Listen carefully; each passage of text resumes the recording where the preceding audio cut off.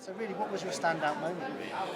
I think the standout moment is when there was a general acceptance that the reason we are in this terrible state globally and within our own countries is because we have forgotten some of the basic lessons of economics that everybody knew a century ago.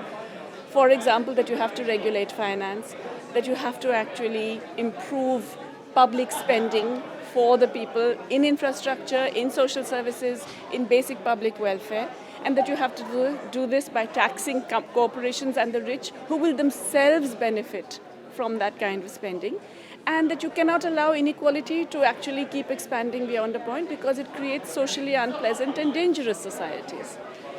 So I think that was the standout moment.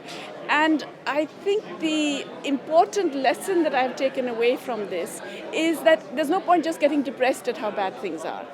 That you have to actually go out there and be willing to change it. And in a way, the young are better placed to change because they are less shocked at the deterioration than we are. They have grown up in an uncertain world.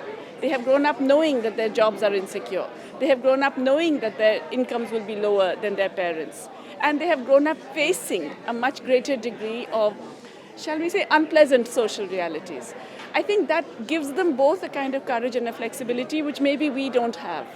And I have a lot of faith in their fundamental progressive approach, which I do believe is not going to let the world collapse as we sometimes think it will.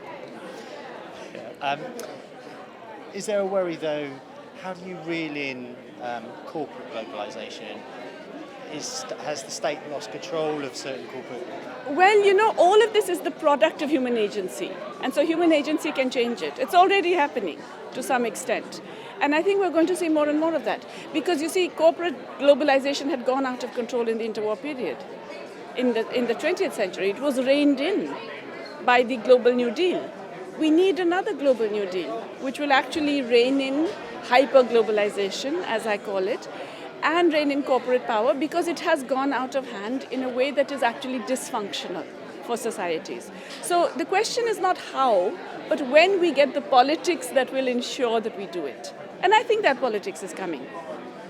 And so hope, I mean, Yes. I think you were saying, you've already covered it slightly, but I mean, Yes. for you, the hope is the youth. For me, the hope is the youth also because I think we, my generation for sure, I think we are just too terrified by what we've created to actually be in much of a position of strength.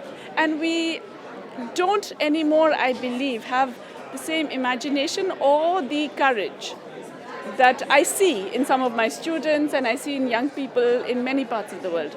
I was in England when, just before the election in May, and at that time the Labour was doing very badly in the polls, and I had gone to Oxford for a conference, and there were these bunches of students on the road mobilizing people, momentum, yes, to vote for Corbyn. And I stopped and asked them, I said, listen, isn't he some 27% down in the polls, and why are you even bothering? And they were so committed and dedicated, and they were not fazed. I think that's the critical thing. They were not fazed. They saw this as something that can be overcome. That confidence is critical. And I see that confidence in some of my students who don't have a vision for just tomorrow. They have a long-term or a medium-term vision. So there is hope. There is hope. Can I ask you just a quick general question? Yes. What is the importance of the Eurodad conference? What is my, sorry? What is the importance of having the Eurodad I think it's very important for activists to talk to one another, to keep abreast of what's going on in the world around them, and also just to get a kind of, shall we say, strength and sustenance to keep on doing what you're doing. Because often you can feel very isolated, very alone, very powerless against and I think these are very important occasions, not just for brainstorming, thinking of different solutions, but also to find a kind of common strength. And one last question, what would people take away from this, really? I hope they would take away that they can actually make a difference, not just in a small way, but that together, combining forces, they can make pretty big differences.